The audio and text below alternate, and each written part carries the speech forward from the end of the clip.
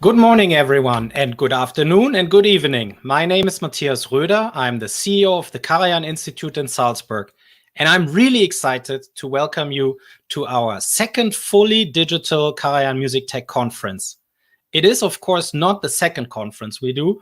We have done quite a few of them, but it is the second one we're doing fully digital since the COVID crisis has hit the world. Now, this time around, we're doing things a little bit different. We have essentially spread out the conference on 5 days instead of 1 day. We'll have program every day. We have performances. We have social get-togethers. And for those of you who are part of the Karajan Music Tech Brain Trust, you can also join our Slack server and participate in the unconferencing sessions. Now, I'm really excited to get going with the first panel today, which is about NFTs. Everyone knows about NFTs today, and we're going to look at this use case of blockchain for art and music.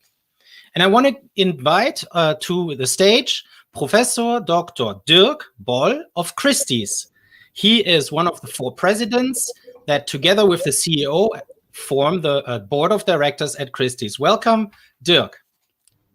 Good afternoon. Thank you for having me. Great to have you. Then next is Michail Stangl.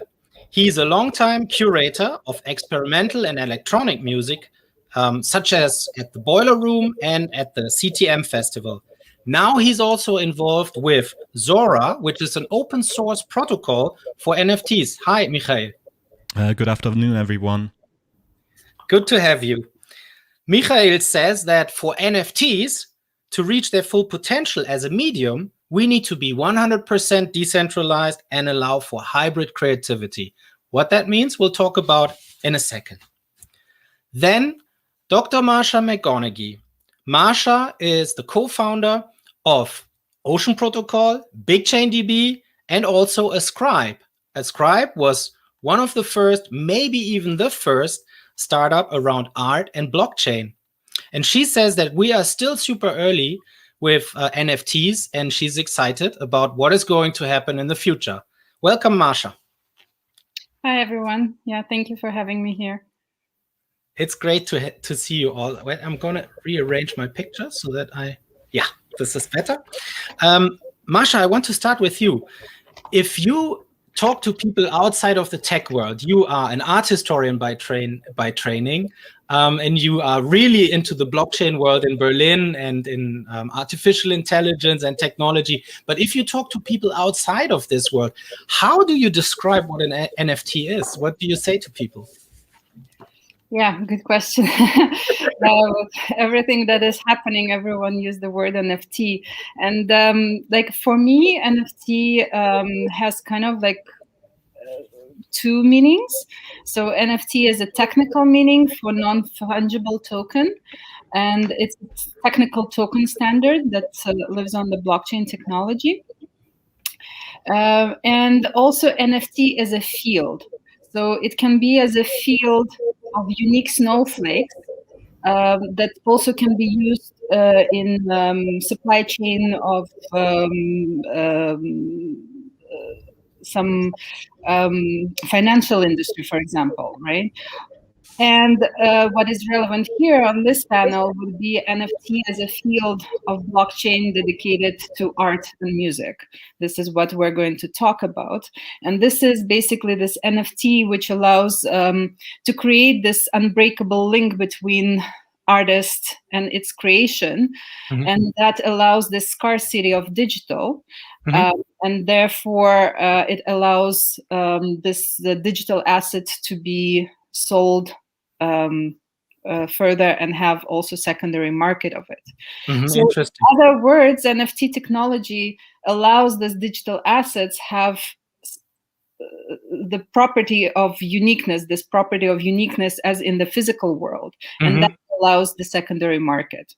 Unlike an MP3 file, which you can copy a lot and thereby send around to hundreds of thousands of computers.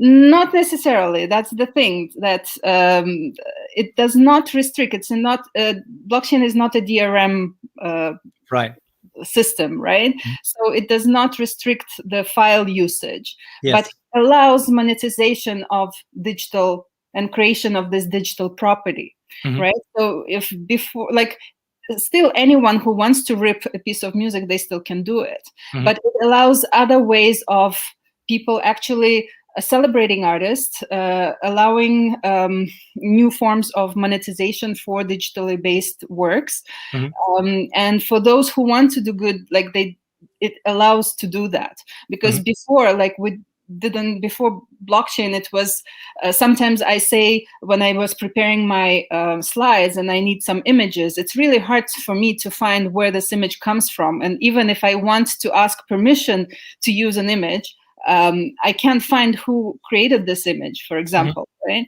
So and what blockchain allows, this provenance, so this chain of ownership, and this idea that a file is connected to its creator. It's not a truth machine. It's not going to make, like, there can be also fraud, and we've seen that, especially recently, but this fraud is also registered on the blockchain. So it's a record that allows a lot of things to happen. Record of ownership. And when you started Ascribe a few years ago, you were working around this same idea. Did you back then think that NFTs could, develop, and that this would take off like it did now? Was there anything that you saw? We hoped for that. Like you had hoped for it. Yeah, we hoped for that, and we saw, like, even we started in 2013 with the project, and we were beta in 2014, and when we started, it was for us, it was huge amount of time we used for education, right? For education, talking to galleries, explaining things to artists. When we talked to galleries did not want any payment built into the system. So we spent a lot of time on education, and that was, we were very early. And if we talk about NFT as a field of blockchain for music and art that allows this uniqueness of editions and resale of those unique digital editions, this is what I'm talking about. So we hoped that, and we still had thousands and thousands of users on Ascribe at the time, which was also showed us a lot. We had people that are not necessarily digital artists. We had 3D printing files, we had music files. Some artists were then, actually, I was at the conference in London, in my Celia conference, and one of the musicians actually asked me, like, I wish I could just put a my song, and just sell it at these unique digital editions. And I think I would make more money than, like, sending my song on all those distribution platforms that or even label that I only get 12% and don't even own my rights, right? So there was a lot of experiments going on at the time. I want to thank you, Masha. I want to get the others involved too, and then we'll come back to those ideas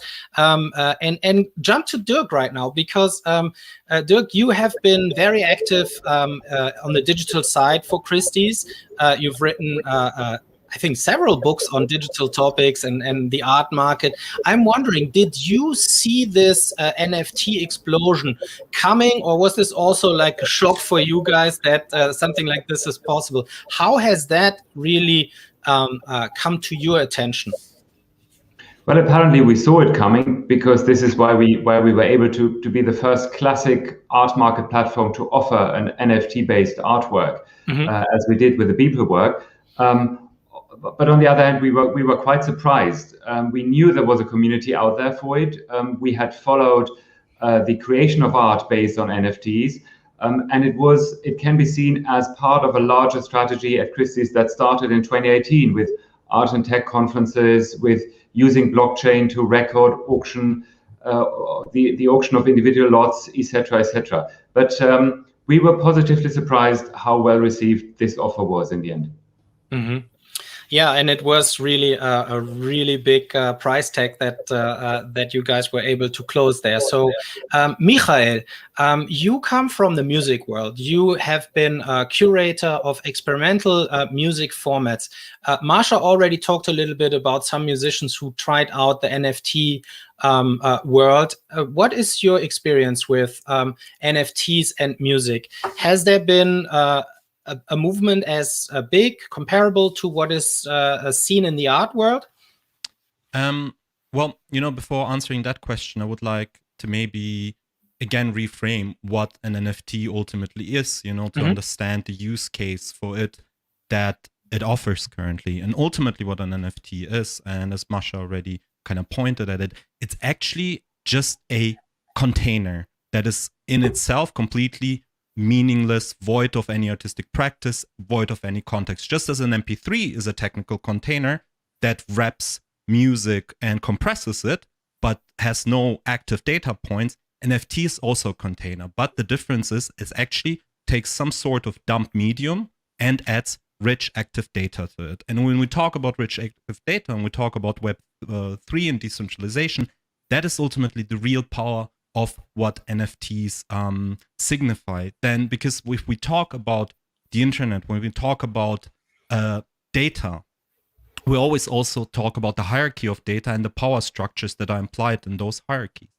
And that is ultimately one of the bigger promises that blockchain offered, theoretically, when it came about, was a renegotiation of those hierarchies and ultimately also renegotiation of power structures. And now one of the biggest, talking points of platform capitalism over the last 15 years has been that exactly those power relationships were completely skewed away from the creators, from the artists, from the musicians, from the people who enable artists and musicians to do art, towards those who own the data, who own the marketplaces, ultimately, those who have the tools to make sense of all of that data, So that is ultimately, I think, why there's such a interest in NFTs at large. Yes, part of it is financially driven because people see an opportunity for a cash grab, but ultimately the majority of artists who actually look beyond that, because most artists, they don't have as a reference point the Billboard top 10. They don't have as a reference point as artist Gerhard Richter.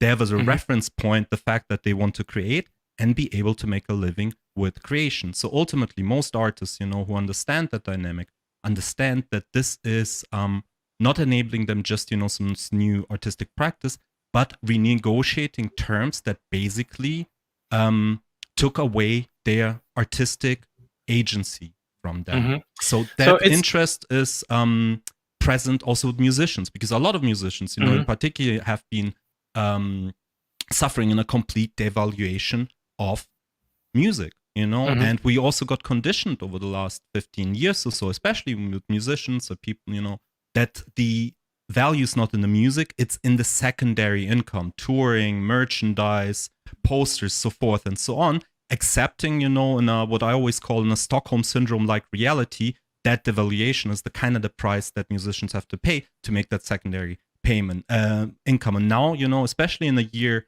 after the pandemic, where into the pandemic, where there is virtually no secondary income, a lot of musicians, artists, and creators realize that relationship between, the fact that you get a fraction of a cent for each play of your song, and just a cent would be a tenfold increase in revenue. That now is creates a very pressing and urging need to balance that relationship, and this is ultimately the interest of most artists in NFTs. Yeah, so it's very interesting. You talk about the use cases of the technology to liberate sort of artists from the industry. At the same time, I think what we see now right now in the art market, and what a lot of people are talking about, is in a way a model where an artist who already has a lot of fame, who is already widely known, works inside of the industry to use that technology. And I think this is kind of interesting because a technology has not, in my opinion, not only one use case, but many, many different use cases. And the question is, can they coexist? Can they work together? Or is it an either-or situation? I want to talk a little bit more concretely, maybe about the Christie's example. Dirk, when you sell an NFT today, is the process of selling this comparable to what you normally would do with any other kind of artwork? Or is the underlying structure of what happens there a completely different one? In other words, has the NFT technology changed the way you do your business? How do you see that? Are you muted, Dirk? Thank you. In a way, we are talking a bit about our future because we've just started. What we realized is that, our industry, especially on the upper end of the value range, is rooted on the direct experience. And this is a live sale, a live auction with an auctioneer up there. And of course, an NFT-based work lends itself to an online-only auction. This is how we offer people. So we need to look into the question, is this something we want to take over, crossing the line to an analog world, or actually don't we? And this is what we are currently doing with new high-profile sales coming up in the coming 8 weeks. Secondly, what we found out preparing the Beeple offer is that you're dealing with an entirely different audience. And of course, there is an overlap to our classic audience because being interested in the latest of technology, of artistic media, of development, of classic avant-garde thinking, this is traditionally part of collecting contemporary art. But the vast majority of people being interested in the Beeple work were people who are interested in technology and what can this technology deliver and how is it used by artists for an artistic expression. So the risk profile of a corporate doing is a different one, and the way we look at our audience and look at the people we are engaging and interacting with is a different one. And this is something our system had to learn because this is what needs to happen before the sales offer, of course. Mm-hmm. And that I think also poses questions for institutions like museums, I can imagine. Like, how do you put on display a purely digital artwork? Masha, have you any insight into what museums are currently doing to preparing for this shift, or will this hit them cold? You also are muted, Masha. You need to unmute yourself, please. Oh, yeah. Can you hear me? Yes. Yeah. Okay. So you also have to remember that museums also in different regions have different budgets, right? So for a lot of museums, it's really hard to move into digital. I spoke to some of the museums at the time, and definitely blockchain technology is a huge help for even timestamping the certificates, the documentation, and so on, right? And having everything as a record in one place, it's extremely important for museums and so on. So museums, I think each museum has its own space, and as long as they have, some museums don't even have a digital department, right? So some of the most advanced are in US, probably like Whitney Museum and Metropolitan and so on, and MoMA, but the rest of the world might not have the same capabilities. But what I see interesting is that NFT, almost like I see it as a bridge between this physical and conservative world and this kind of this new brave world, digital pioneers, artists and thought leaders. And I find it interesting right now. I actually recently read somewhere, I won't remember right now, but there is a collection of artists, of 20 crypto artists that created NFTs, and now they're doing this exhibition in a gallery space with 20 screens, right? So you have this, like, even it's a native digital art that is sold for digital money, that is time-stamped on a digital platform, and that has the chain of ownership recorded on the somewhere in the cloud, somewhere like out there digitally, that does not have materiality. And there is this need to, so now we solved all these problems. So how do we actually go further and kind of like this exhibition? So they collectively have 20 screens. Each screen has an NFT art on it, and people can come and view it. At the same time, probably the audience online is much bigger than in this gallery, especially with pandemics that nobody can fly.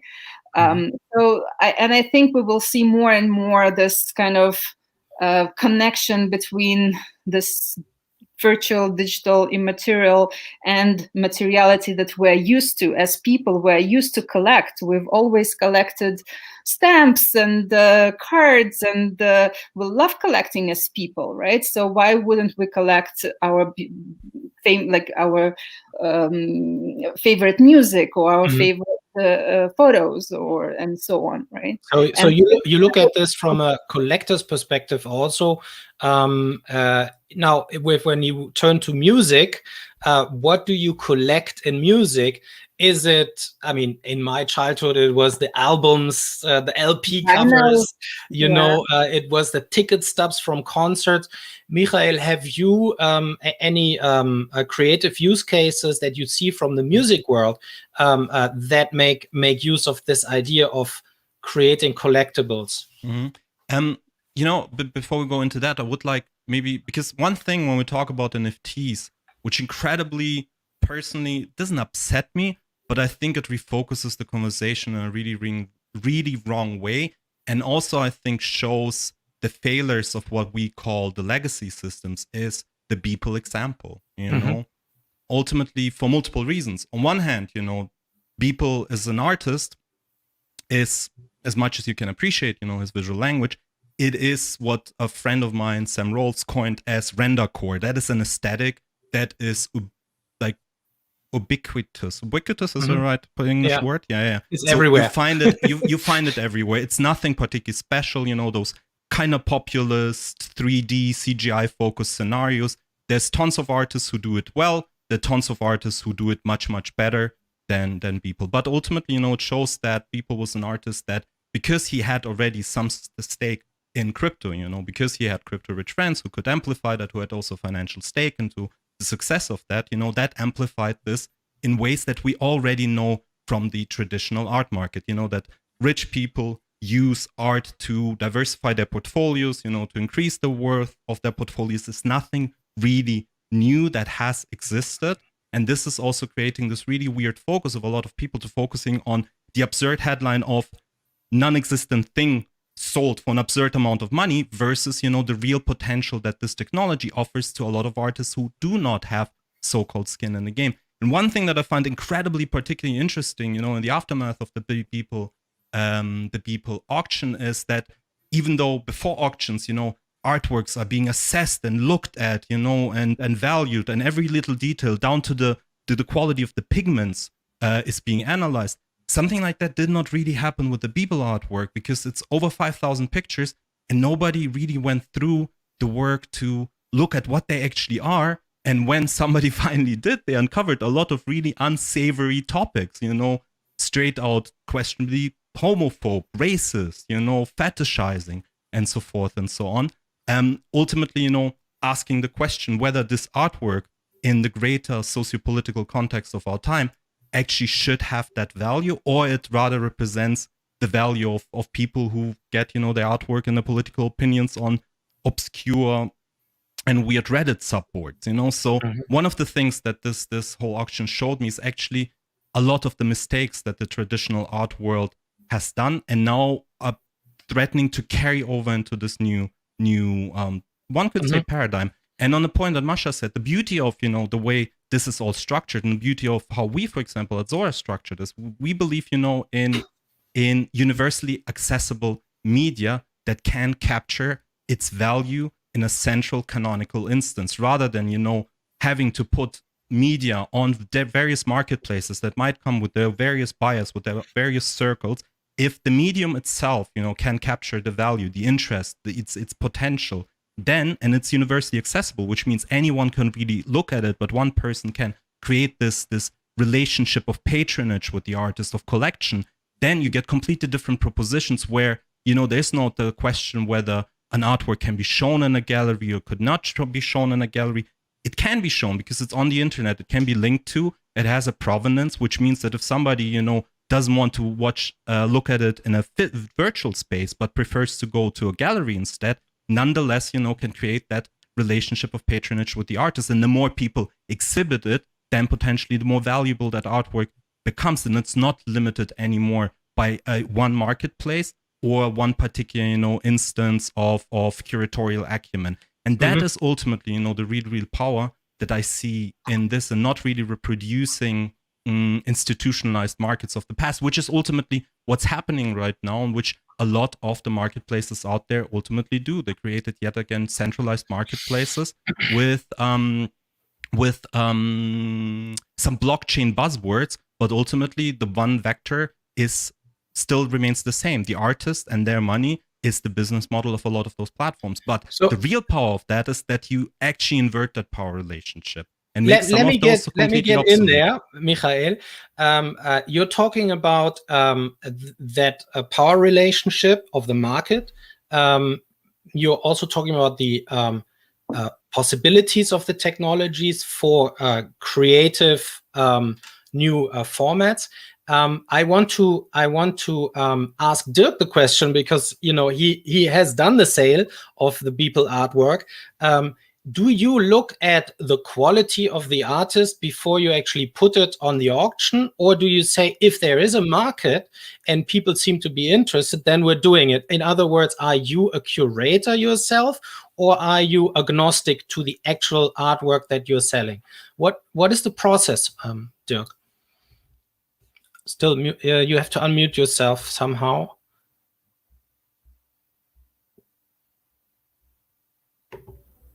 I think it's okay. I did it.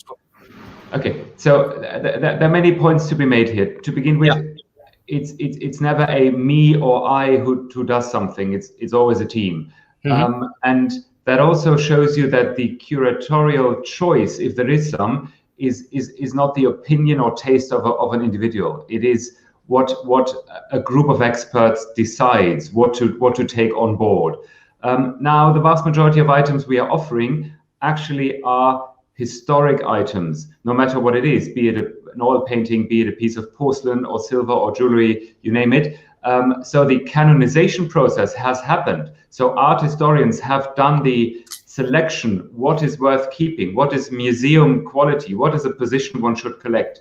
And normally that happens with a certain lead time, and because you can judge better in hindsight. When we now look at contemporary art, the canonization process is usually done by the institutions. So what is shown in institutions? Who are the opinion leaders driving that process? And of course, primary market players such as primary market galleries are part of that, as are important collectors, art critics, etc. Now, this whole system isn't in place for NFT-based works, or hasn't been so far at least. So the question now is, how long will it take for the classic canonization process to take on that new medium? Because this is how we see it in the art world. And what's the credibility of every other validation, including market value, including a price fetched through a Christie's auction? And there is a certain point of responsibility of the art market to be careful, but at the same time, the art market is following the canonization process. So it's not us to decide what is a good artwork and what is not. Usually, the market has an own intelligence, and so the commercial value of an artwork is connected to the art historical value, if that makes sense, the artistic value. And this is exactly what's going to happen with NFT-based works, you will see a great division between those where art history will find need to be preserved for coming generations in museums, no matter which shape or form a museum will have in 10, 20, 50 years, and all the rest. And we've seen it in every single art historical development, that there is a selection process, and this is happening here as well. Thank you for that. I'm wondering. First of all, I want to say we're entering now the last quarter of an hour for this panel, and I want to let the people who are watching know that they can ask questions either in the social media channels where they are watching this, or also if they're members of the Brain Trust in our Slack channel. And we'd be happy to incorporate your questions here in the discussion as well. I would like to turn to the question of where you guys think that we are headed. What are some of the pathways that you see? Where do you think we have to take our energy right now, and get a sense of where you guys think that the topic of NFTs will be in, let's say, a year from now? And I'd like to start with Masha to share her views on this. Okay, I'll start. Maybe I'll think of something more after. So where are we heading? Like, recently, like I was talking to someone, and they asked me about why, like, this concept of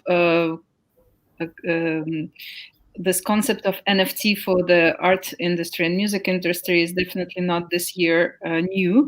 We saw that previously, and I think in 2018 there was even a panel in Christie's that I attended with some of the folks that were doing NFTs then, and even they distributed in the audience actually a card with an NFT artwork to everyone at the time, and I bet that a lot of people lost it, but I think now it costs a lot of money. But it's like these countless bitcoins that are on some old mobile phones. Exactly. Now everyone looks up for your NFT if you were sometime in 2017 and 18.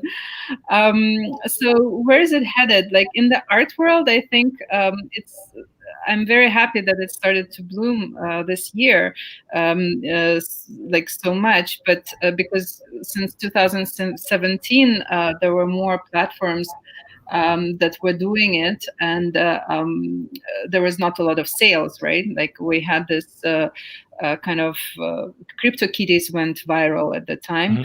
Mm-hmm. But for the art world itself, it was still something that you needed to kind of learn about, and only those who were very technical could understand kind of and do something. So in terms of where, sorry, I'm talking too much. So in terms of where is it headed, I think there is a lot of tools that needs to be built first. Also, there will be. I'm looking into like what tools do you think need to be still built? Like I think in terms of like there's other tools of consuming, tools of posting, and those bridges for non-technical institutions. Mm-hmm. And so on. There is also like there are new. Not new. There are blockchains that now also are more efficient as a proof of stake that are implementing NFTs and using that. So there are technical tools that needs to be interoperability also between platforms, right? Like cross-chain kind of bridges and so on. So the infrastructure is not fully developed yet. it's getting there, right? So there's a lot of things that are getting built right now. And then there is also this aspect of licensing, I think, that also needs to be more clear. And there is a lot of possibilities in terms of in the future. And if we're talking, like, I'm not from the music industry, but if I think about music industry, for example, on the concerts, you have ticketing, you have access. There is a lot of artists, like recently I've heard this amazing podcast of a musician, Blau, that he sold his album as an NFT for 12 million, and he owns all the rights. And what he did with his fans, like, he had this direct access to his fans that he connected. Each song, he had this kind of different tiers of rarity. The more popular the song was, the more rare it was, and he attached even different rights to different collectors. So some collectors have access to all of his concerts. Some collectors can participate with the mixture of his tracks with other tracks, producing their tracks, and remixing. And that can be also sold as NFT, and they will be beneficiary of the royalties as well. So there is so many possibilities that we're just entering. There is like a lot of creativity, I think, that can spark in terms of monetization and using those technologies. So you see a rosy future if we get some of the underlying infrastructure at a slightly higher level. There is a question of Ralph Talmont which I wanted to share with you. Will adoption of NFTs as a medium for selling art follow the usual hype curve? In example, after the initial gold rush, there's a crash, then a slow build-up, then broad acceptance. Who of you can read the future and can shed light on this question? No, like, we can't, right? And there will be waves and there will be highs, because now we have this connection of with crypto, and definitely in the crypto world, the cryptocurrency is volatile. So there will be rises, but look, we have a new type of collectors emerged, right? Who bought Beeple? It's not a conservative collector. Yeah.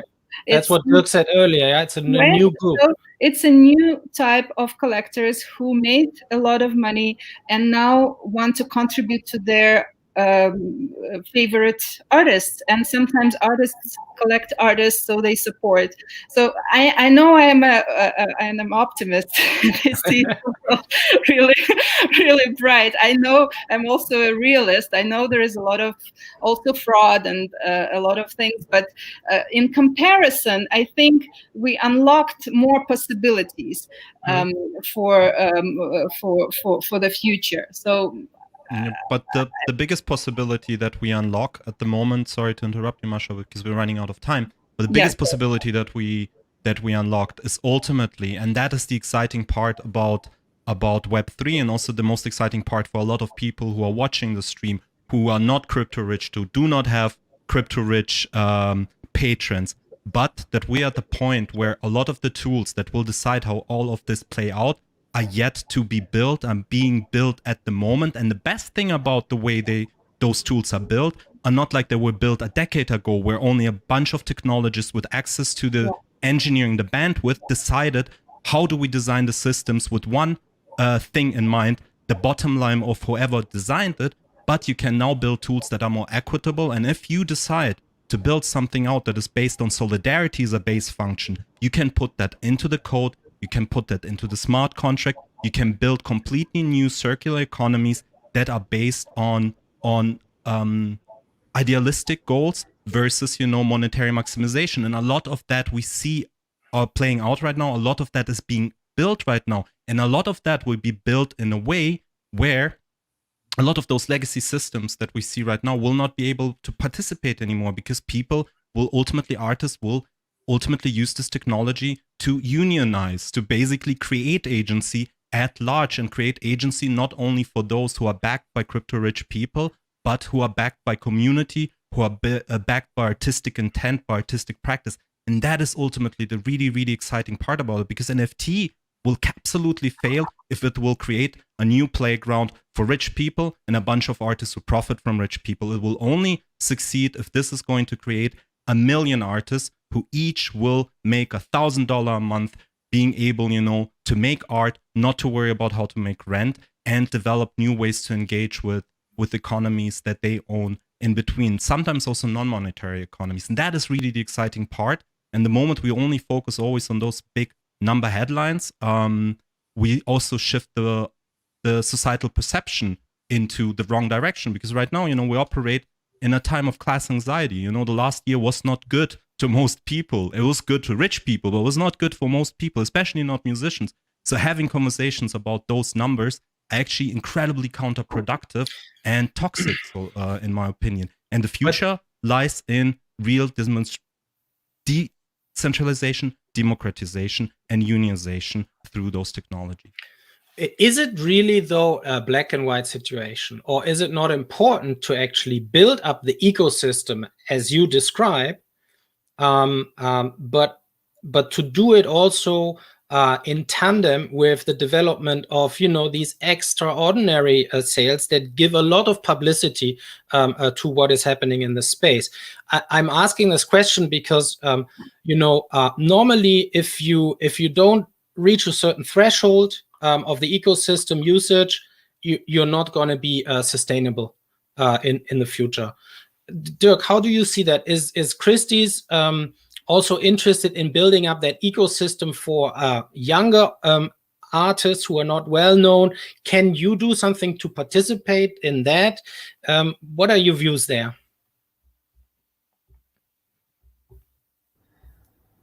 I think we come back to the question of canonization, or the validation of the product, because in principle, auction is mathematics. The more the merrier. So the more artists we have, the more people who want to have their work, the better. On the other hand, when you think about NFT-based art, you could ask the question, why would these artists need us? Because they have their platforms, there are the distribution channels, you can drop your art. So our question is, what value do we bring to the table? And I would think this is about communicating this new form of art. This is about giving credibility to the medium, not to the individual artistic position, but to show that this is a medium on one quality level with more traditional artistic media. And I think this is the critical point for us. Apart from that, the canonization is more credible if it comes from neutral places that have no commercial interest in what is done and what is highlighted. And this is why in the past it's been museums, institutions, art critics, and not the art market. Mm-hmm. Thank you. I want to put up this last question that I think we can still answer in 1 minute. How will the NFT technology disrupt the music streaming game in specific? How can musicians be fairly paid via NFTs? Michail, do you want to...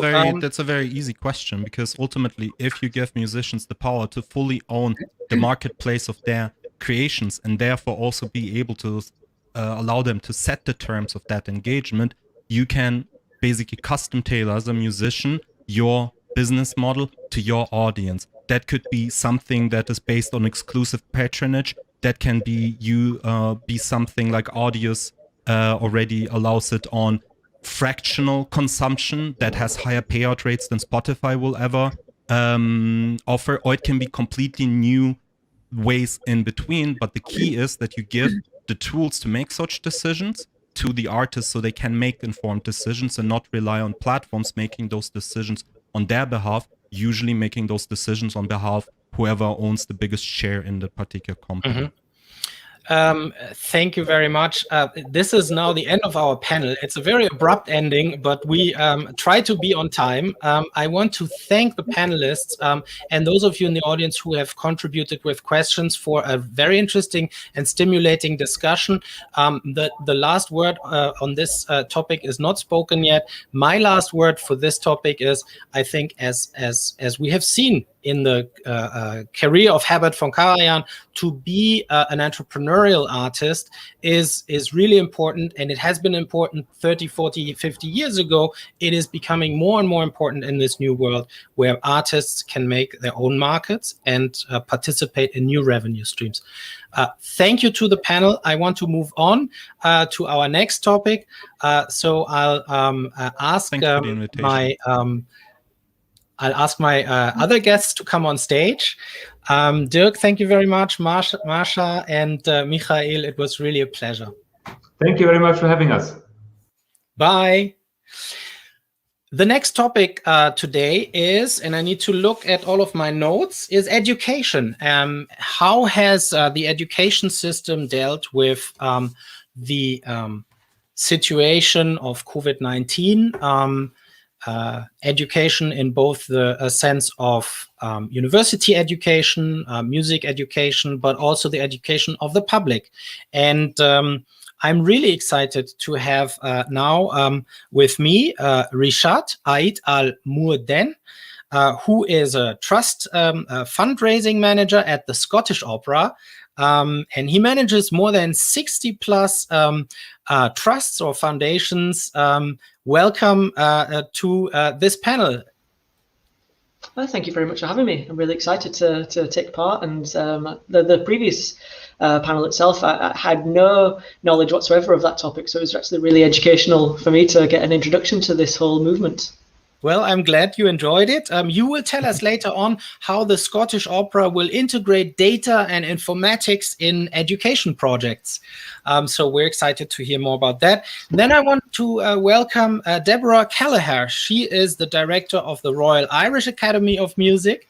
And under her leadership, the RIAM became an associate college of Trinity College in Dublin, amongst many other things.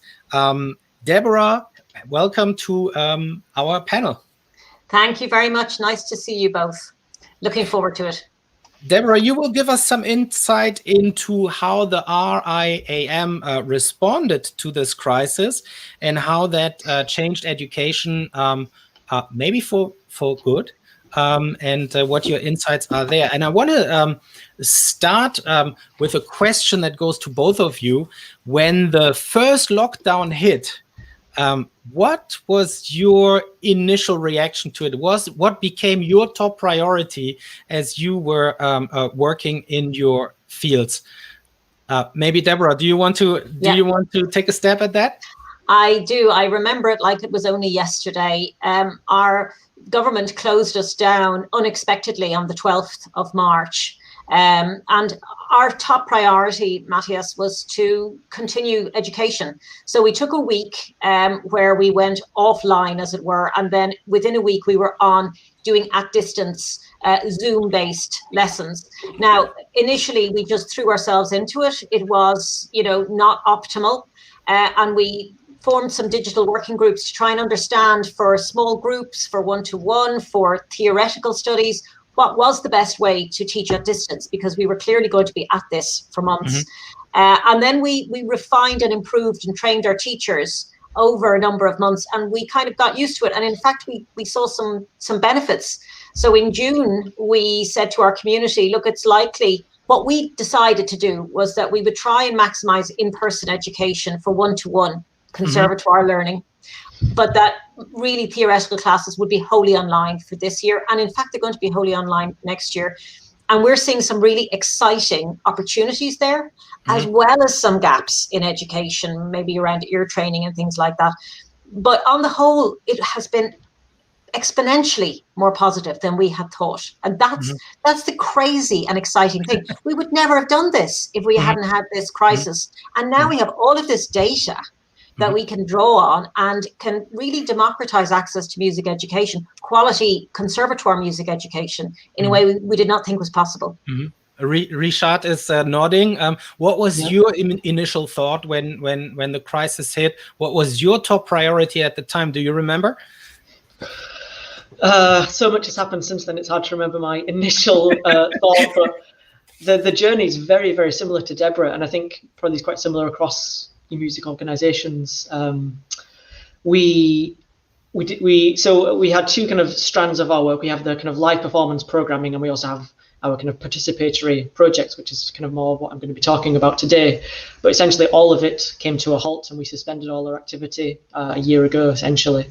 And we took a little bit of time to sort of understand, okay, so what do we have to pause and put on hold until we can get back to, a regular output? And what could we actually adapt to be able to deliver within the confines of the restrictions? And essentially that meant moving a lot of work online.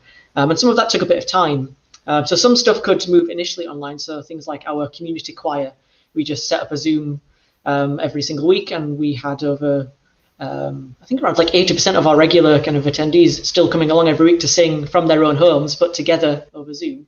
And similarly, our kind of young company, which is our core of young aspiring singers, kind of aged up to 23 years old.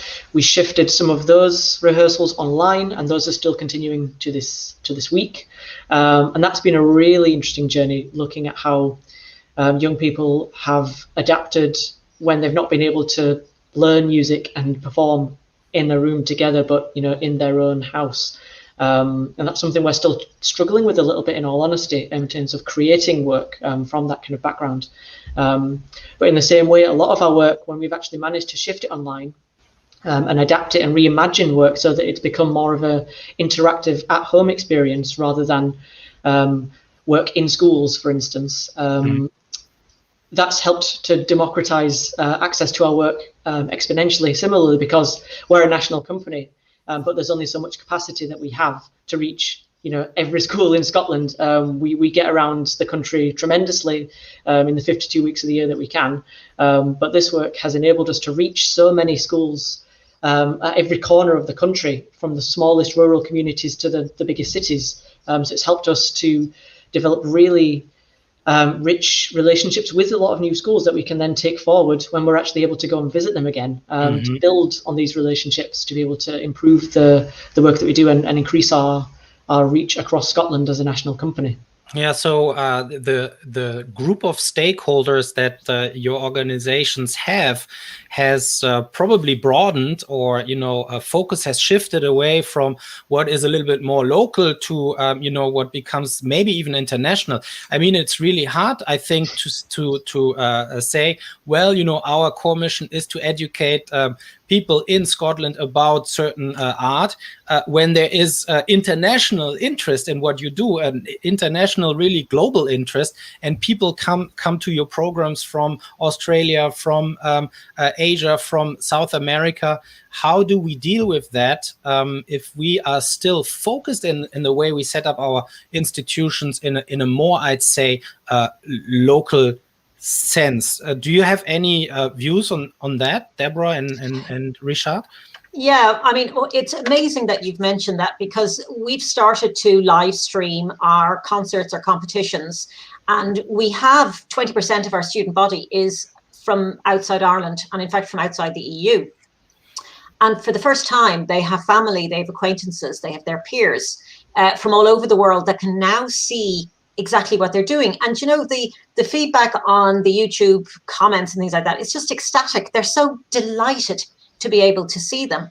But also, we've had masterclasses. Our roster of international artists has gone up during COVID rather than down, because now it's okay for Carmine Lowry, the co-leader of the LSO, to just turn on his computer and give a very good lesson. I mean, it is dependent on the power of technology, and there are still hitches and glitches. And I can't wait for Ireland to have better broadband and connectivity. But these international things just would have been hard work before that, if you relied on in person. And one of the trends we're seeing is not that in person is gone, but that it's more special and more different and more specialized in the moment. And lots of other things can be done virtually really, really well to set up the special in-person activities. Rishaad, anything you wanna add there?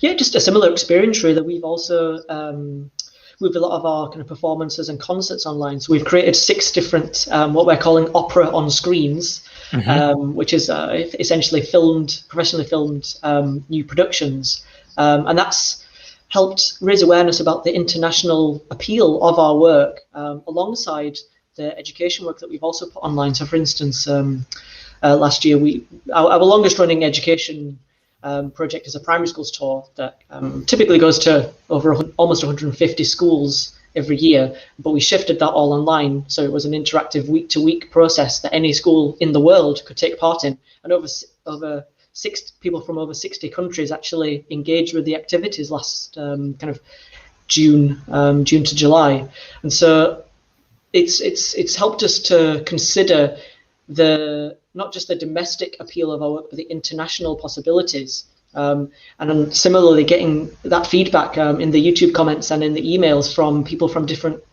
in each country, there's different perceptions around opera and classical music and what education around these contexts are. So it's been really fascinating to kind of understand where people are coming into our world from, if you understand me, because we typically create our work with that Scottish perspective, just because that's typically the audience and the demographic that we're engaging. So we're linking with the curriculum here and the markets here, but every country is bringing something coming from a slightly different position. So that's helped kind of reframe our thinking as we kind of move forward and develop our projects and consider the potential to not just engage people in Scotland as our priority, but how that might appeal to wider markets across the world. I mean, it's a really interesting situation because we're talking about opera, classical music, which in a way is a global phenomenon and is not sort of geared towards national markets like in a lot of the pop music, for instance. But at the same time, of course, the institutions that we have are often funded by local governments, and with an eye on developing those local communities. Now that in itself creates some kind of friction. And I'm wondering whether we have to reconsider part of the funding model going forward to address this new reality, which is that we can talk like we do right now. We can talk to a global audience and engage people globally. I think it's, we're very well supported by our government. And I think myself and Rishaad are in two quite similar countries, smallish countries that adore global relations. We like to, box above our weight, and we get good government support. So I would be quite happy to have that continued government support, but to fly the Irish flag, as it were, by engaging. We do have a global strategy in the Royal Irish Academy of Music, and I see that in my partner institution, which would be the Royal Conservatoire of Scotland in Glasgow. So it's part of our DNA, but this really helps us play what the government wants us to do, which is establish ourselves internationally out there. So you're like a window to the world, and people can interact with you and learn more about the Irish musical culture that way. Yeah, I mean, I think just very briefly, music is forming more niches and more areas of interest. And there are lots of interesting things about Ireland in terms of classical music. I mean, we hosted the first solo piano recital in 1768, 2 weeks before London. Handel's Messiah was premiered in Dublin. So if you're interested in music and you love music, there's something unique. It's not just broad opera. There's something unique about opera in Ireland or opera in Scotland. And that's what makes globalization so exciting. Not that we're going to get everybody in the world, but that we're probably going to get a fair number of people who are into what we're good at. Yeah, I mean, when we put the Karajan Music Tech Conference online last year, when we had to, within essentially a time frame of 2 weeks, we reached 10 times more people than we would have in Salzburg. And they came from across the globe. And that opened our eyes, really. And we said, okay, we need to make this our focus, to bring the innovation that exists in classical music, in music in general, to as many people as possible around the globe. I think we would have not dared to do this from Salzburg without this experience. So it has been a positive one for us as well, with all of the challenges that there are. I mean, it's not easy to go through this transition, I think.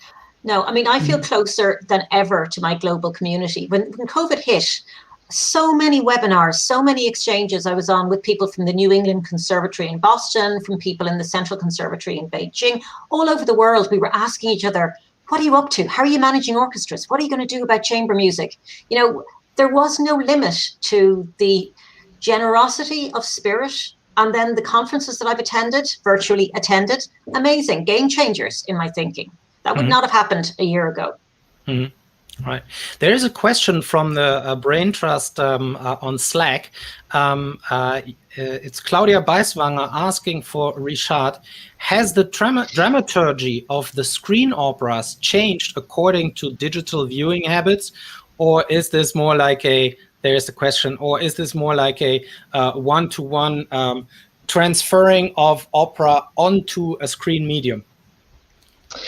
So there's a little bit of both. So 5 of the 6 operas that we've created for the screen have been existing operas. So they've been adapted in some form, usually abridged, so not the full version. And they've been contextualized to the current day. So there's a lot of references to the pandemic, and there's been a lot of, in terms of the choreography, it's had to all be social distanced, obviously, it was the orchestra and the performers. So we try to be a bit meta in that and provide context to why that's happening, because everybody's aware. So we don't try to, it's not breaking the fourth wall necessarily, but we try to acknowledge it. And then the other piece was called The Narcissistic Fish, which was a film that was created exclusively for digital distribution online, which was a brand new 15-minute opera that was filmed. It was actually filmed before the pandemic hit. It was filmed kind of at the end of 2019, beginning of 2020. But that involved, in terms of the composition and the writing of the piece, involved a lot of kind of exploration about how it would be interpreted when it was on screen as a film, opposed to something that's going to be seen in a theatre or in an opera house, or in a live experience. But I think broadly, in terms of our kind of adaptations, the dramaturgy has had to change just because of the medium that it's being presented through. But what we've noticed for some of our pieces through the kind of viewing habits is that when you're in a theatre, you either watch it the whole way through with a slight intermission, and then you go home. Whereas at home, you can pause, you can rewind, you can fast forward if you don't find this particular piece, you want to get to the next scene because it's a lot more exciting, or you don't like the music in this particular, you don't like this aria, whatever. So we're sort of having to contend with some trends that, I've personally experienced during the lockdown of, maybe people having less attention spans, more distractions at home, things like that. So we've had to sort of consider all of that when putting it together, Right. but acknowledge that we can't get around that. We just have to trust our audiences, and broadly, our audiences, as Deborah was saying earlier, it's been really rewarding to read a lot of the comments and hear how appreciative people are to actually just have something of this quality available when they can't, have what they usually have in theatres. Yeah, it's interesting that I think there is a difference between what Matthias, the real world character, wants from what Matthias and his online avatar wants when he's, in an online situation. and I have a feeling that this is one of the big learnings that we as cultural institutions still need to really digest and develop, that our audiences are not the same when they are in our theaters from when they are in front of a screen. Rishaad, you also can talk about a really fascinating project around data and informatics and music education that you are currently launching. What is the goal of such a project, and how do you work together with data scientists on making music education better? Yeah, so this is an idea we've had for several years, and actually the COVID-19 pandemic has accelerated both our kind of ability to make it happen, but also our experiences that we've had the past year have convinced us and increased our confidence that it's the right thing to do now. So it links to the project I was talking about earlier, which is our primary schools tour, which has been running, this year would have been the 50th year. So sadly, it's not quite the celebration that we had in mind before the pandemic, but in and of itself, it's great to reach that landmark. And essentially, coming out of last year and our experience of delivering something from adapting from the in-school experience to an at-home experience that was largely designed around parents being able to homeschool while schools were closed during the pandemic, and adapting our activities to a week-to-week basis rather than being there for one day and delivering a 30-minute opera with 90 pupils all in one school.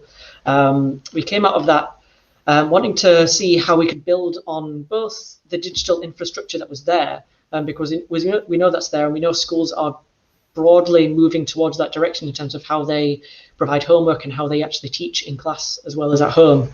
And we had some of our kind of staff had general awareness as being parents of trends in their own children in terms of using things like gamification or artificial intelligence or the kind of Roblox game creation platform that's emerged recently. And just looking at what the potential could be using some of these technologies or platforms or lots of other different technologies to engage pupils with opera. Because broadly, the key thing that we're trying to do through our kind of education and outreach work is take people on a journey into and through opera. So people come at it at different ages and at different points in their life. So that's why we create work for people from babies up to people in the 80s and 90s who have dementia, because everyone's entering opera at a different time. And it's all about trying to change perceptions and demystify the art form, because people come into it thinking it's quite an elitist art form and it's maybe not for them. Opera for us can be for everybody. It's just about creating that right hook. And we think technology can be a really fun and accessible way for pupils and young people to kind of get an introduction to the art form and then discover all of the beauty that's there. So our project is very much in its infancy, partly because it's just at that stage of the partnership, but also because of the restrictions at the moment. I mean, we can only do so much right now. But we've partnered with an organisation called Creative Informatics, which is based at the University of Edinburgh, and they basically connect creative organisations and the tech sector to explore how technology can be used to create new products or experiences in the arts. And our project is around evaluation within our primary schools tour project. So we're basically looking to use technology and data in a way to create an interactive experience that's part of the project. So as pupils are rehearsing and performing a 30-minute opera, we want to incorporate some form of interactive technology, whether it's a game or whether it's something else, to be able to capture information on the project to better understand the difference that project and that experience is having to pupils and teachers in the school in terms of their learning, in terms of all the benefits that they're getting out of taking part.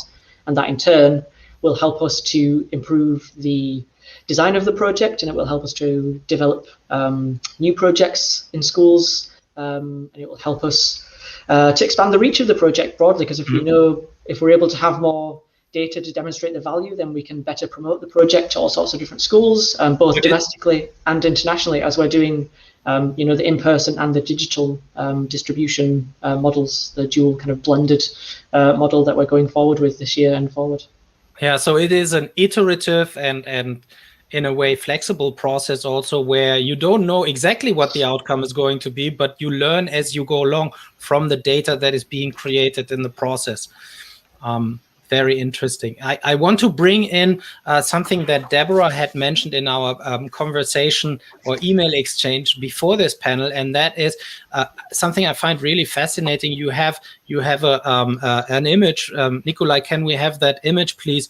It says, what is the future of education? It will certainly have to involve volatility, uncertainty, complexity, and ambiguity. I think this is really beautiful.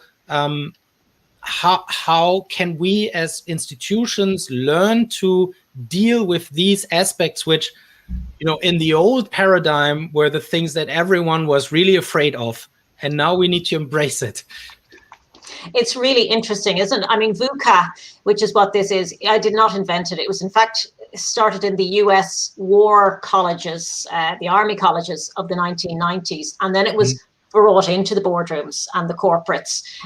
But it is a very handy word. And for us, you see, we're looking in a conservatoire, we're looking at trends now. We're looking at what are our music professionals going to be doing in 2030, 2040, 2050.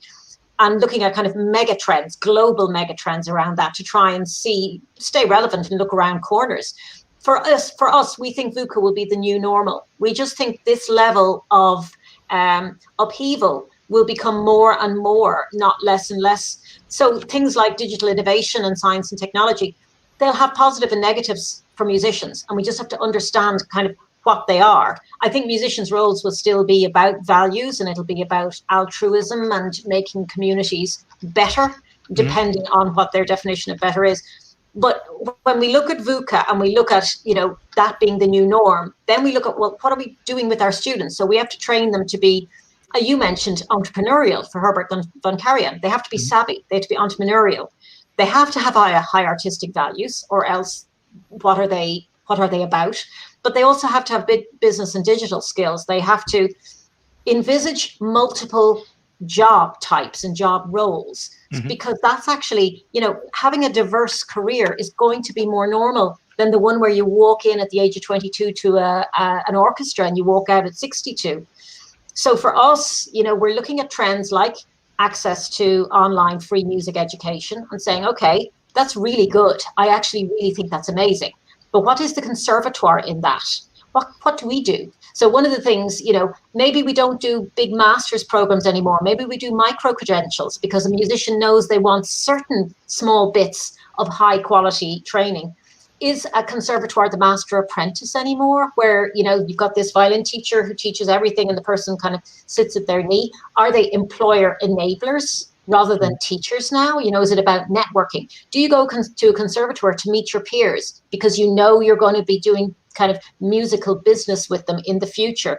How much is going to be, needed to teach in person? How much can be done online or even on your own without even being taught it? You just kind of do the asynchronous lecture. So all of these things are absolutely fascinating, but it just goes back to, I think now we cannot, it was amazing how we adapted to COVID, but we must never do that again. That must never be a shock again. We just get the toolbox down and we say, okay, so the world is like this today. Right. They're the bits I'm going to plug in. That's what I would love for our students, proactive rather than reactive. It's so inspiring to hear you talk like this, and I wish that this, this attitude and this passion that you bring to it can also be, felt in music education institutions across the globe. Really, I think the educational sector is the one that has the biggest impact on our future, and I strongly believe we have to open up our perspectives, especially in classical music education. So thank you so much for being so inspirational, Deborah. And Rishaad, I want to thank you too for joining and presenting what you are doing in an extremely difficult environment to keep raising funds for an opera, to work with data scientists and computer scientists to learn better on what it is that you can bring to your audiences. So I'm so glad that we have met this way. We didn't know each other before today, but I have a feeling we're on the same path. So you're part of this community now, and we'll see more of you in the next couple of months and years. So thank you so much. Thank you. Okay. Thank you very much. Please stick around, watch the rest of the conference while we switch gears now and turn to the new kid on the block, really, and that is Clubhouse. Clubhouse has at least come to my attention only 1 or 2 months ago. I'd say maybe 4 or 5 weeks, actually. But it is already a really important cornerstone of daily activities, and I'm really excited to have now a panel with a variety of musicians in the classical music world who are active on Clubhouse. Now, I see that some of them, or actually all of them, are already here, so I want to ask all of them on stage. I see David Skudlik, I see John Littlejohn, I see Tia. We also, there they are, hello and welcome. Hello. Hi, it's good to see you and hear you, which is the appropriate form for a Clubhouse panel. Exactly. Great to be here.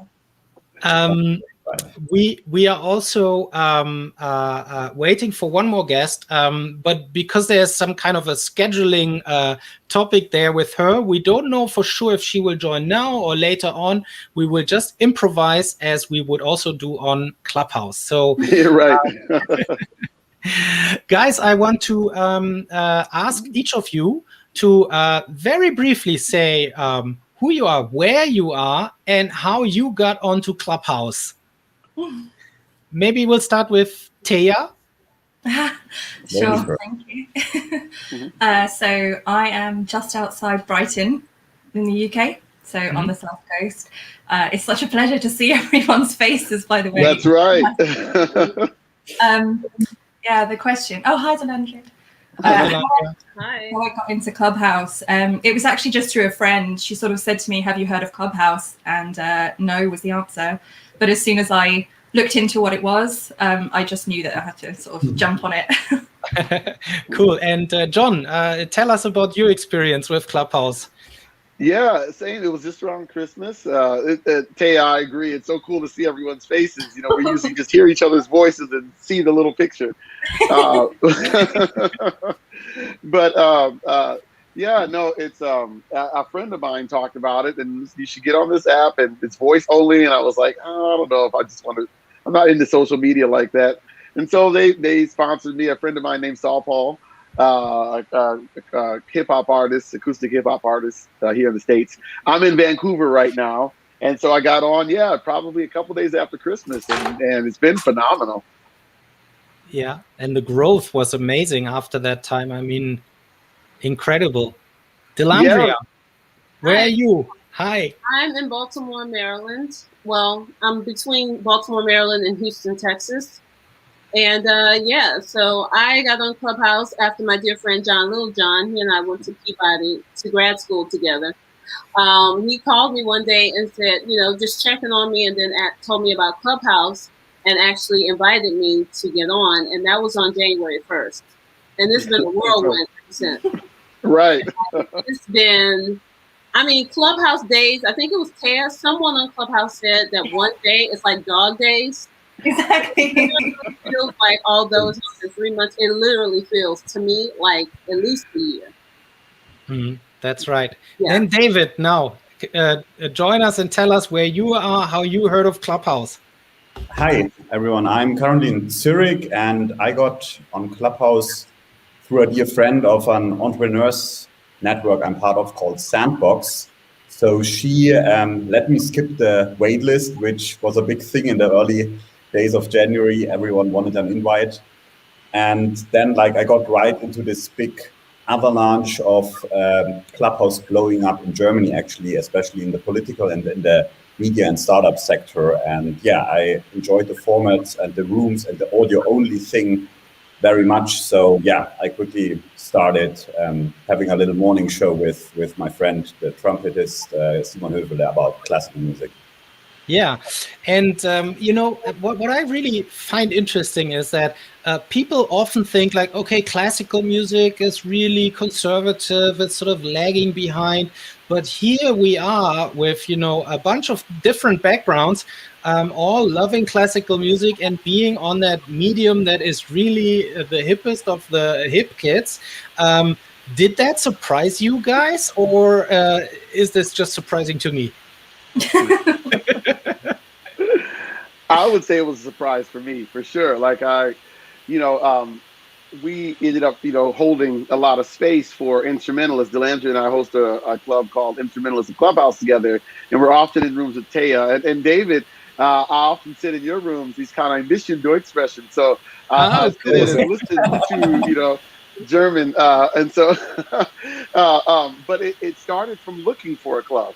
That was really where it started. It was started from I never came on with the idea of we're going to start these spaces.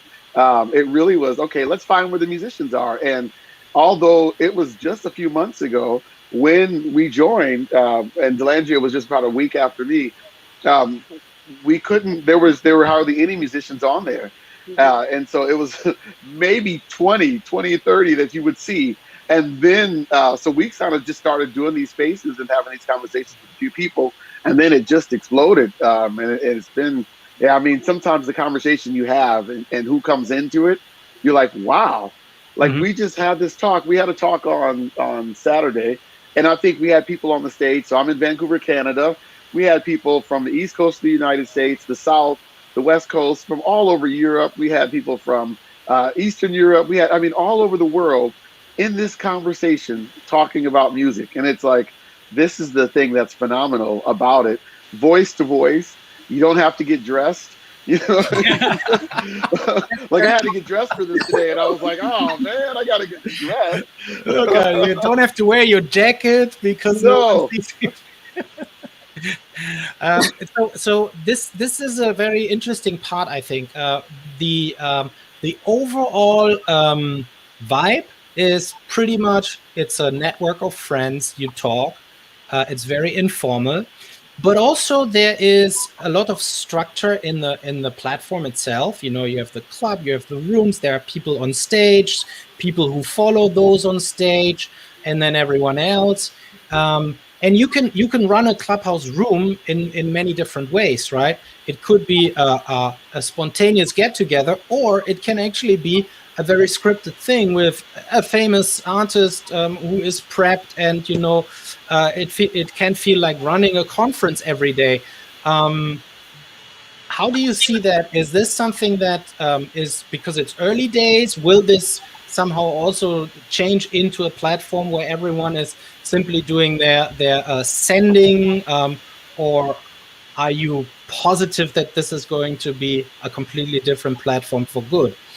And I leave it to the room to jump in there. I certainly hope so, because it's definitely leveled the playing field a lot. So I would say, I've said it a million times, but it feels like an ongoing conference.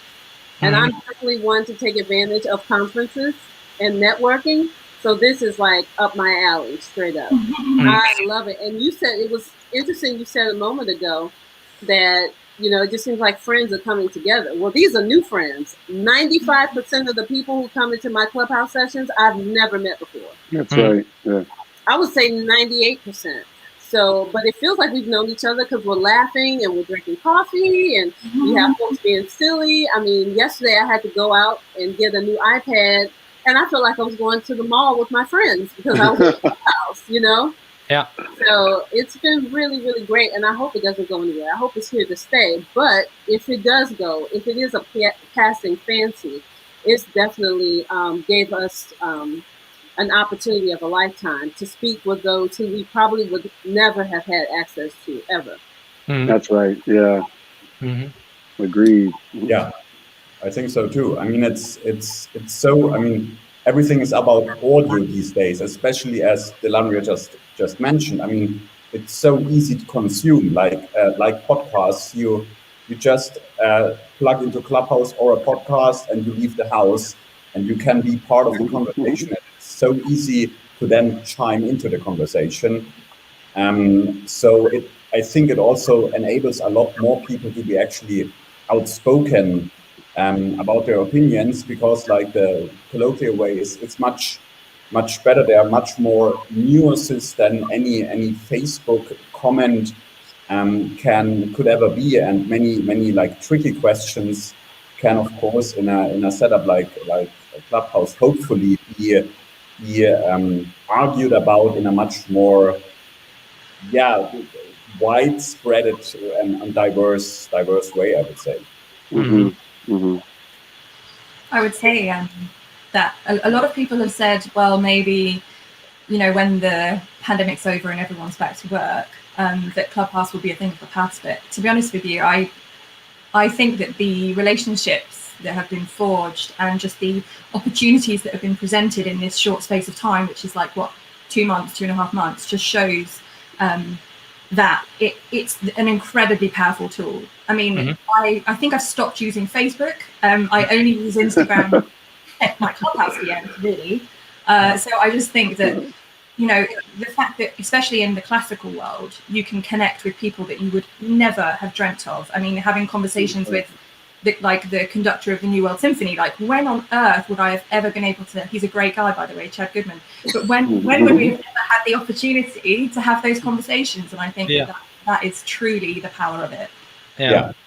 It's much more direct. I think like what Twitter used to be in the early days, before a whole agency field formed around all social media channels, and the accounts and the accounts of celebrities were taken over by huge teams of managers, and they weren't like really speaking anymore. Clubhouse, I think, for the moment at least, is the most direct way to connect with celebrities, and I think it's gonna stay that way, because of course people recognize the voice. I mean, it has to be these people, those trainers, or those idols. They have to be on themselves in a way that you can't like fake it in a way. Yeah, exactly. So what are some of the topics that you liked best in the conversations you had, let's say last week? Give our audience a little bit of an insight, because not everyone is on Clubhouse. It is iOS only, which means that poor folks like me who are on Android, have to use all sorts of tricks to participate. But what are some of the topics that you found really amazing? Maybe just a few sprinkles of insight. Well, within the classical world. Yeah. Sorry. I was just going to say I am a total geek when it comes to music, both classical and jazz. And I started Flutist of Clubhouse, and last week we had a Friday Flute Geek Out. That for me was fantastic. I love being giggly and giddy about flute stuff. From like, what you play on? That's one of those things everyone wants to ask, and they like dance around it first. They're like, oh, so how's your day? How's it going? Okay, so what flute are you playing on? Now. And so I just love that. That's been so fun. It makes all the walls come down once you get familiar with hearing someone. It's like people may say things behind your back, but then once you get to meet someone face to face, walls come down, and now I'm realizing it's just the voice. So you can hear the sincerity of a person's voice and realize that we're really all in this together. So that's been my favorite thing, just geeking out with fellow musicians, but especially flute players. Mm-hmm. Anyone else?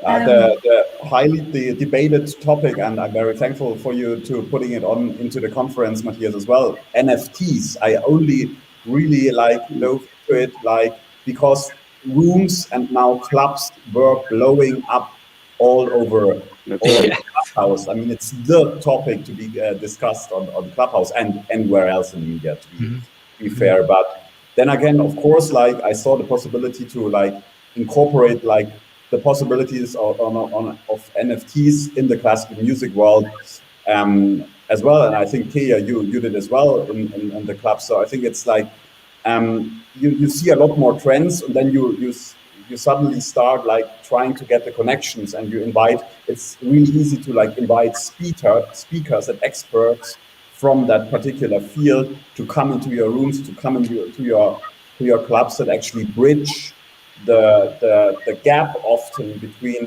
classical music, the very traditional sector in a way, and then very forward-thinking elements as NFTs. And the demand for this is huge. I mean, it's one of the in the classical music club, one of the most highly visited rooms actually is our regular room on NFTs and blockchain. So what do you guys think about actual performances of music on Clubhouse? Is this a thing, or is it something that you haven't seen yet? Yeah, there's a regular space that actually, Tay, I was just going to kick it to you. Tay does a regular space. Yeah, I was just going to... Yeah, okay, thanks, John. So on Saturdays, we do an open mic. So we just have loads of people turning up from all over the world, playing. It's a really, really casual environment.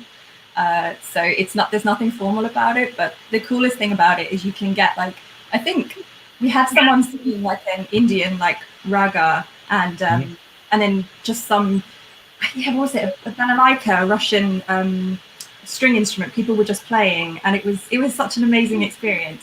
Obviously, Clubhouse have done a lot of work on the audio quality because that was an issue right at the beginning. But I think like Delandria, you guys play flute in your rooms, right? And actually, the audio quality is pretty good.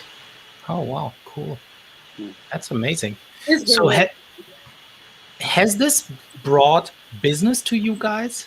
Have you sold more records? Have you had more streams? You know, I mean, I guess there are not a lot of concerts to be played at the moment, but is this showing a business impact on what you do? Yeah, absolutely. Yeah. Well, first of all, I'm in Vancouver and I'm on an interview in Austria about Clubhouse. So,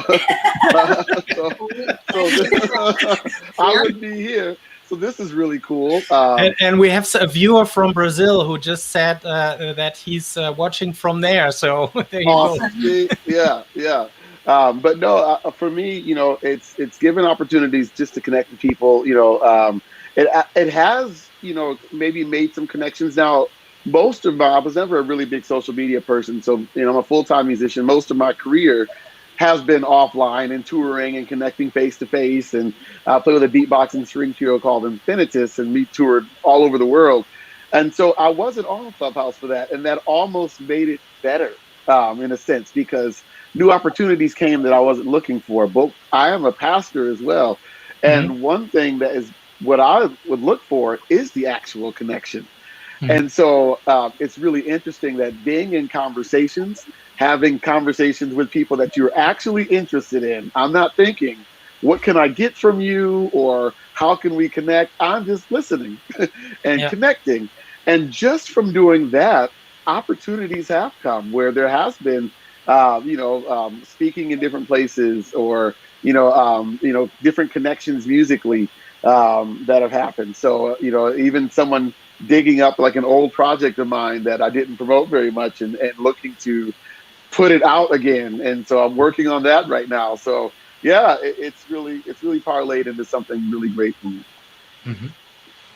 Many years ago, I studied in the summers at Western Connecticut State University with Julius Baker, and he was the principal flutist of the New York Phil for 50 years.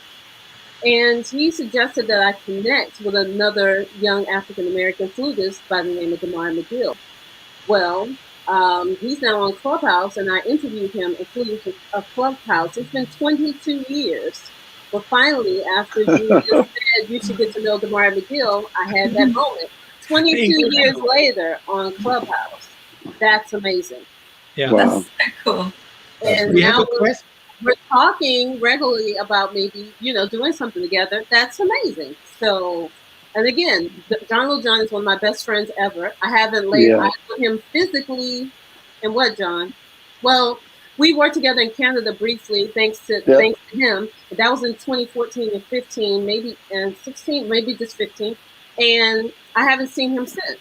And but on Clubhouse, because of Clubhouse, I talk to him every day. Pretty much, yep, that's right. Every day. Maybe one day goes by, but we're talking every day. And I love that. We had the conversation actually because I saw David's room NFT and then Taya did NFT. And Delandria, we were like, what's an NFT? So we were like, because everybody's talking about it now. Now I got to Google it, and I still was like, I still don't know. We have a question from Bas Grasmeyer. And by the way, Bas is the reason why we all meet here today, because he is helping me with curation of the program. And so I want to shout out to Bas here at this moment and thank him for doing such an excellent job, bringing people from all walks of life together here. He is asking, curious to hear from the panel about tips for newcomers and success strategies to get the most out of Clubhouse. Any takers?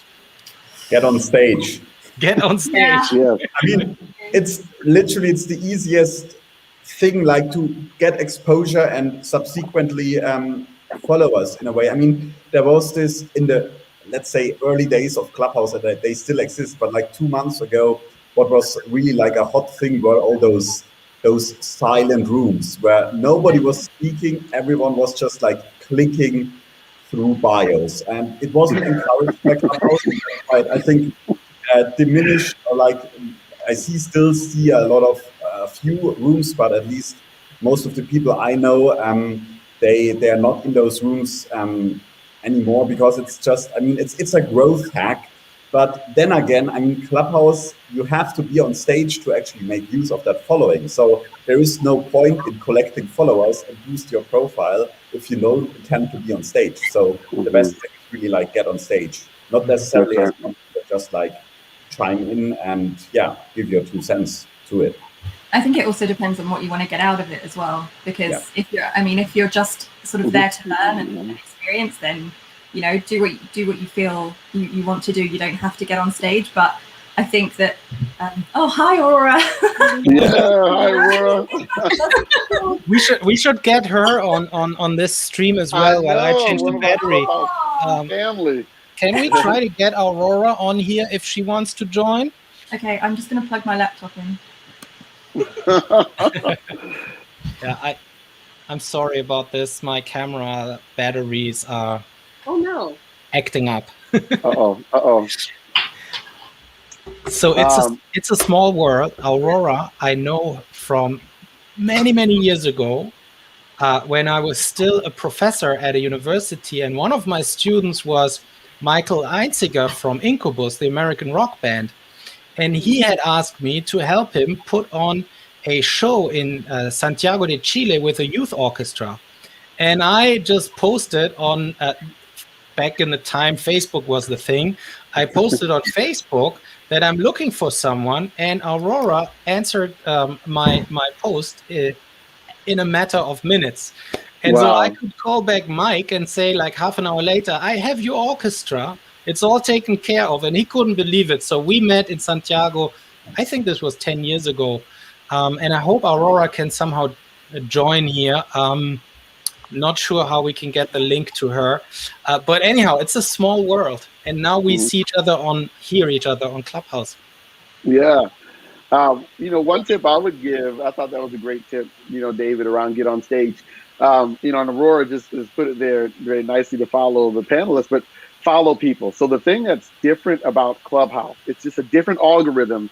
And I like it because it definitely upsets, I would say, sort of sometimes the elitism in even social media and classical music.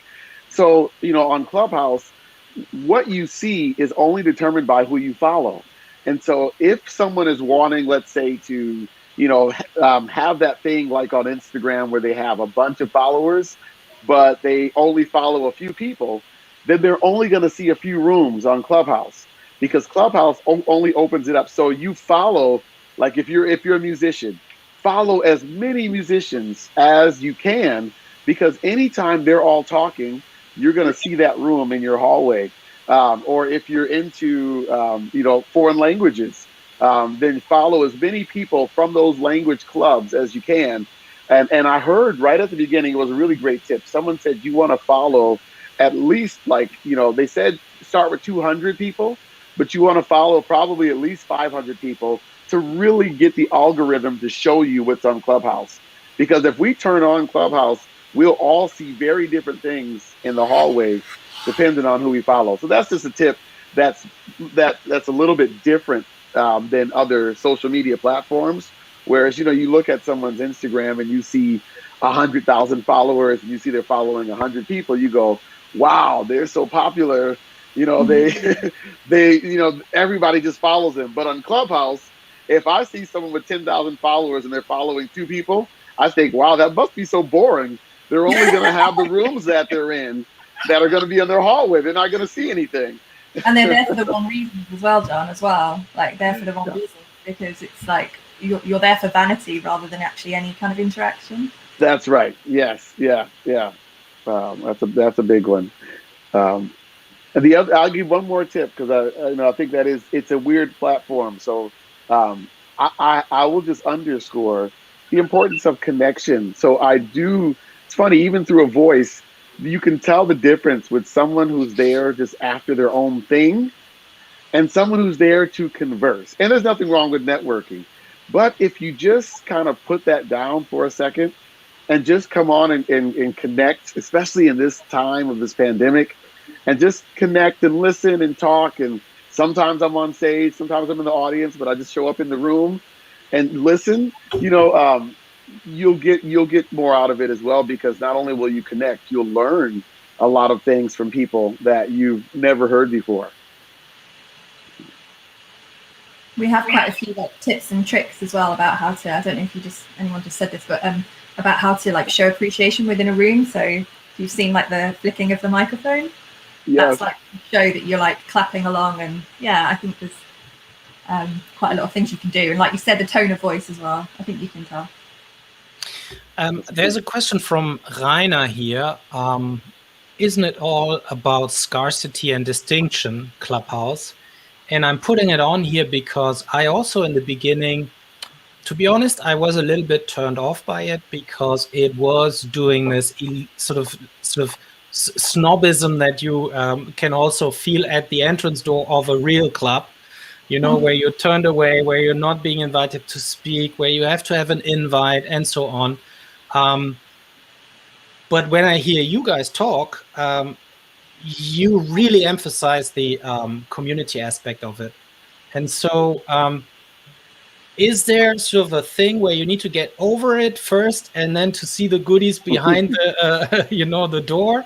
How do you see that? I can only speak for myself that I definitely try to be as inclusive as possible.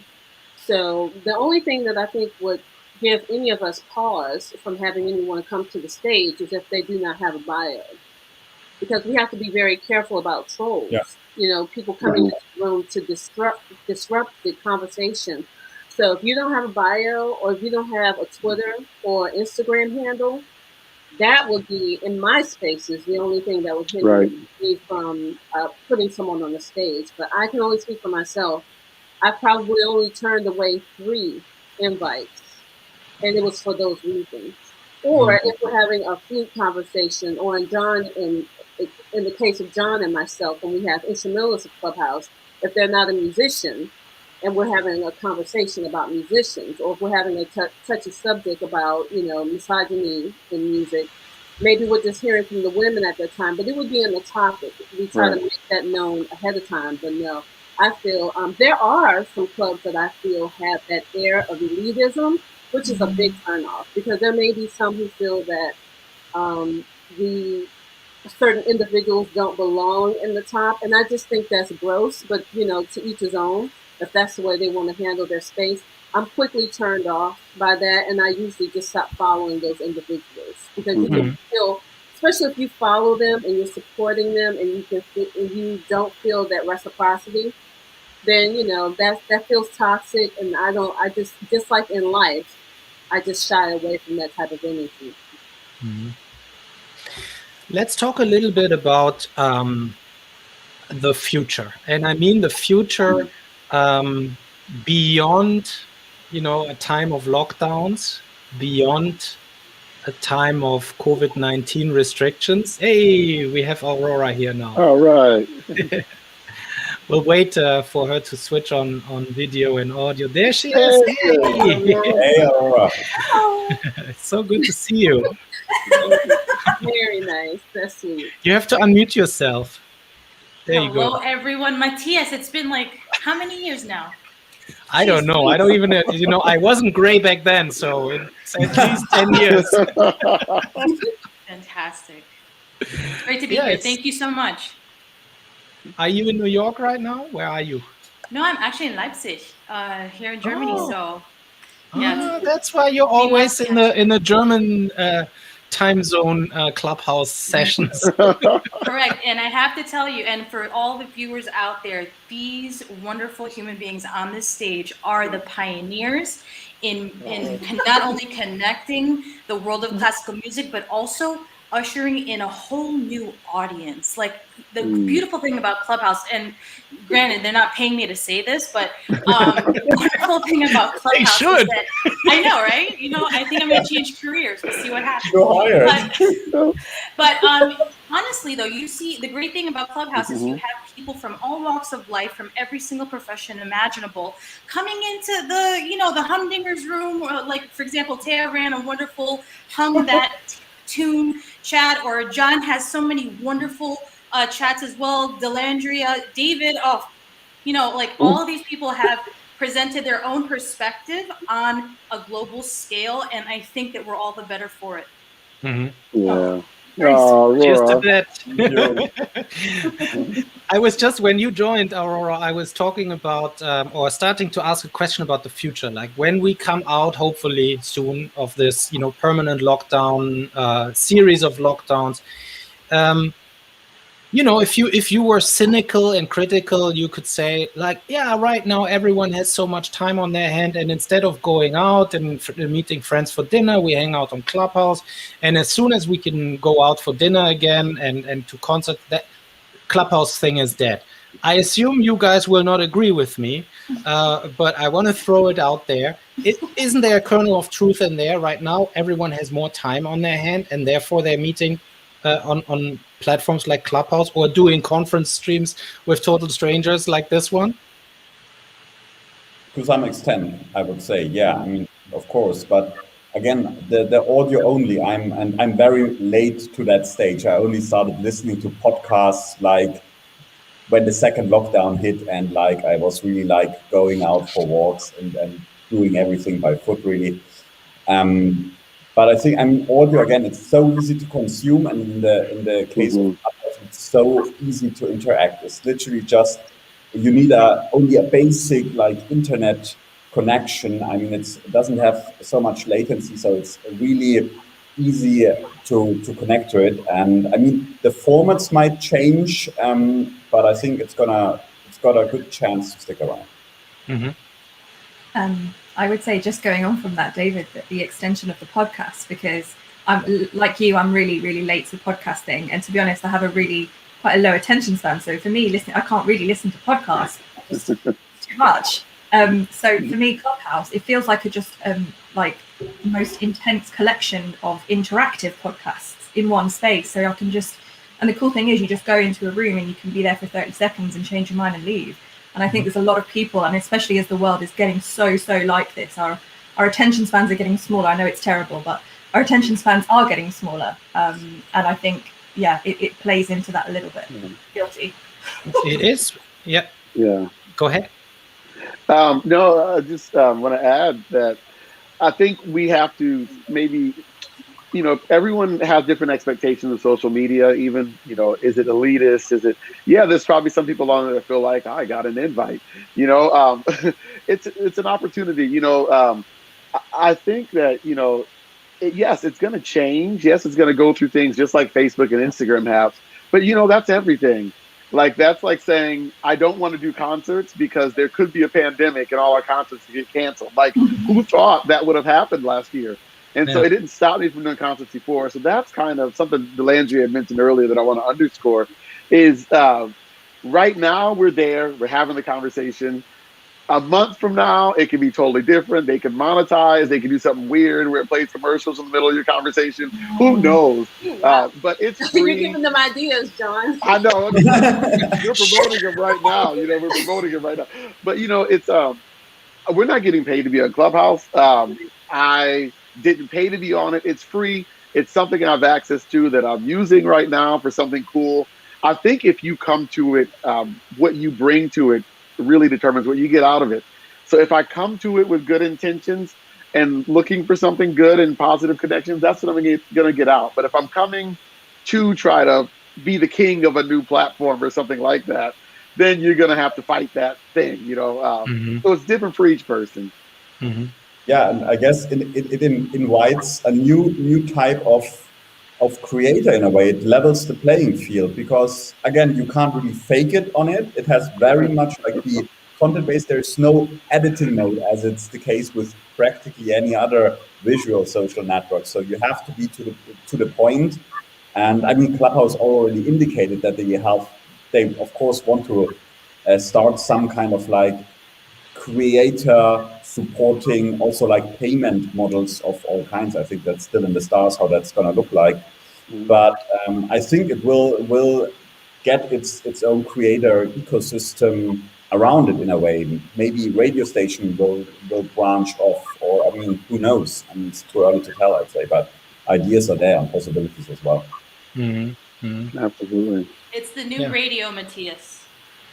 It's a new radio. Which new way? interactive radio. Interactive.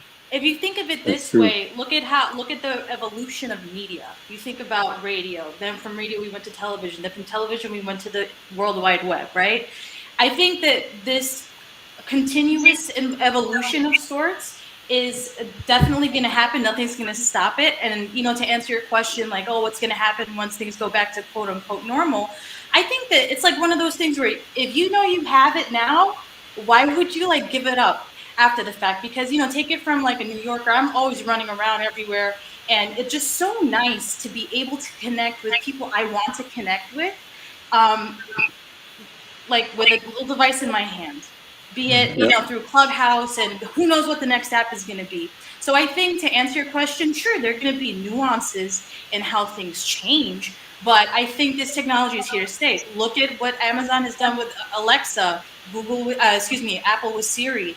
Voice is the new media. And I think that there are a lot of, research and what papers and whatever that can speak on this. And I think that's the direction we're going towards. Interesting. I want to say one more time to our audience that if they have questions, they can put them in the social media channels. We'll see that here. We can put that on screen. Also, I think we have room for one more person here. It will be all tiny little dots on the screen the more people join, but that's fine too. I'm really excited about when something like a new network goes off of the dynamic. And one of the things that I'm really excited about is when I see that the people who meet on the new platform, they start to work on things together off of the platform, like, outside of it. Do you have any examples of that happening with the interactions you see on Clubhouse? You mean we're talking and then we're doing something outside? Yeah, exactly. Like you meet someone new and then you do something together, and it wouldn't have been possible without you having met on that platform. Absolutely. So 2 artists, Kenneth, who's a firecracker, I'm sending him some files so he can make beats. He's hilarious. Wow. Hilarious. And this guy, Foots, who I met on Clubhouse, we did a tribute to Quincy Jones for his birthday. But that's just, and then Damari McGill and we've been talking about putting something together. And again, although I was supposed to meet him 22 years ago, due to Clubhouse, it's happening now. So. Nice. Something cool that happened as a result of one of the rooms, which isn't to do with me, but on one of our open mic nights, I think it was a few weeks ago, someone was playing one of their compositions or just like streaming it through the platform. And there was a guy in there, he's, what's his name? Gabe Stone-Shea, he's a ballerina. And he said, I want to, not a ballerina, sorry, a male. Dancer? Dancer. I'm going to get in so much trouble probably. Ballerino. He said, I want to choreograph something to your music. So I think they ended up connecting, and he's like choreographing to Robert's piece. So that's super cool. Sorry. Yeah, it's often crazy because we always think the classical music world is so small, but often it's very much people have heard about each other but never connected for some reason. I mean, we are in travel intense industry normally, and we had it multiple times on our stage that, for example, musicians I both knew before would meet for the first time on Clubhouse and actually got pretty concrete in a way what they could do together, like Fatma Seed and Simon Höfele, for example. They met for the first time, they heard about each other, but they met in one of the panels or like interviews we had. And I think things like that will be happening more, I think. And the same goes for what I find interesting about the Clubhouse, also audience speakers. I mean, it goes back and forth. I mean, it's like the industry really like assembles, and there's much more dialogue between presenters and intendants and artistic directors and conductors, and they all mingle, and there can be like a lot of new combinations. I mean, it's the listenership is those people from the industry take a lot more time listening to conversations, and chiming in much more than they would probably go through your Instagram posts or actually read the caption below it. True. But I also have a feeling it's great. Yes, it's great for the industry folks, and they are definitely, at least in the German rooms, I see them a lot. Everyone who's has a name, but I think the potential that can come out of this for a new type of industry are really tremendous. Like the networks that are growing there, if there's a way to, outside of the constraints of a platform, of any platform has constraints. When they work together on new artworks, on new albums, on new ways to maybe mint an NFT, and they use these networks that they have, that could be explosive. I remember this was also like 10 years ago when I first tried to get into outside of academic world, into the classical music world. I remember a lot of conversations with people where it was all about, well, you have to find the right man in the middle to promote you, and this is the way to do it. I think this old world thinking is almost completely gone now, and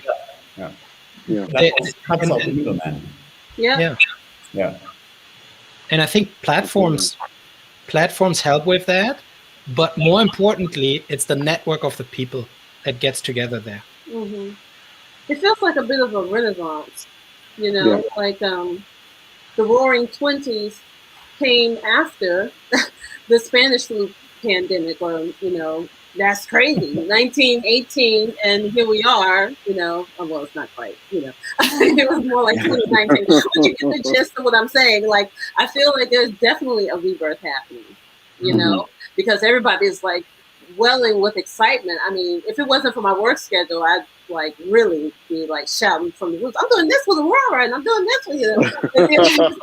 But I have to tone it down some because my schedule's so packed. But I'm telling you, things are really welling up. When I get some time off, whoop. Watch out, everybody. Absolutely. So. I think there's going to be some real Clubhouse support groups soon, because there is. So one of the things about Clubhouse is that you can't record a conversation, and so there's this thought sometimes like, what's going on there? Like, am I missing something great? Or you'll what do they call FOMO, fear of missing out? It's major. But so sometimes it's like the phone is like calling to you, like someone's probably talking about something really cool right now, and then you go now. And then, the next week you'll hear everyone talking, and they'll be saying, "We were in this amazing conversation last Friday. Oh my God, I learned everything." And I'm like, I had to work. Right, absolutely. I wish I could record it. So, it's a real test for me, but I like it. It's a challenge because it makes me have to be okay with just doing what I can do, being where I can be, and just being okay not being in everything. But I do think that there are some people that are, there all the time just because there's a fear of, I'm going to miss something, There's definitely. This out of the box thing is like very, very much happening on Clubhouse, as you pointed out, Matthias, earlier. I mean, like this cross-genre collaboration. I mean, we had Sarah Willis of the Berlin Philharmonic in the club recently, and then a designer from the US came on stage, and they were practically working out that he designed Sarah a dress. I mean, like, this all happens live on stage, and a lot of horn players from around the US who are huge fans of Sarah, got to talk to her and were completely out. And it's just like this very, very direct communication. It's not to be, it's unbeatable by the other current social networks in its intimacy on one side, but also on its directness.